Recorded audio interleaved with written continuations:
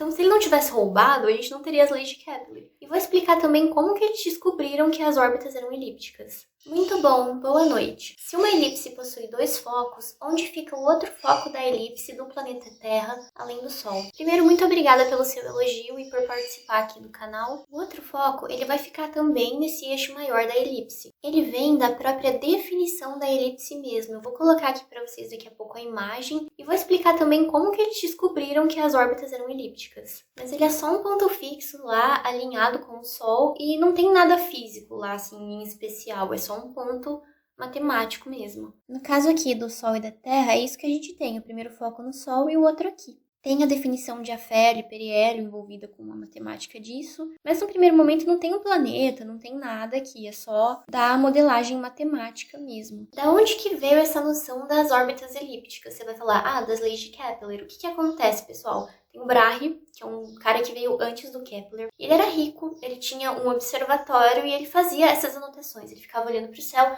olha que incrível, a olho nu, e anotando isso numa precisão que depois o Kepler conseguiu descobrir essas leis. E qual que é a fofoca? A fofoca é que o Kepler, ele roubou as anotações do Brahe. Então, se ele não tivesse roubado, a gente não teria as leis de Kepler. Por quê? Porque o Brahe, ele tinha dinheiro, ele tinha um observatório, mas ele não era bom de matemática. Então, ele fez essas anotações numa precisão incrível de fato, porque ele teve que olhar tudo a olho nu e anotar sempre nos mesmos horários. Aquilo foi muito diligente, foi tão bom que o Kepler, quando olhou, ele conseguiu perceber a diferença do círculo para a elipse. Gente, isso é muito preciso. De vários planetas, assim, que ele observou, e aí o Kepler conseguiu fazer a matemática. Não conseguindo resolver isso, que o Brahe ficou a vida toda, um momento ele falou, vem cá ser meu aprendiz pro Kepler, só que ele não deixava o Kepler ver as anotações, ele ficava enrolando o Kepler. Por quê? Porque ele queria toda a honra pra ele. Ia ser as leis de Brahe, se ele tivesse percebido. Só que depois da morte dele, ele morreu atormentado, assim, porque ele não conseguiu resolver nada. Achou que o trabalho dele seria em vão. O Kepler pegou essas anotações e olhou, e ele percebeu as relações que a gente tem lá das leis de Kepler.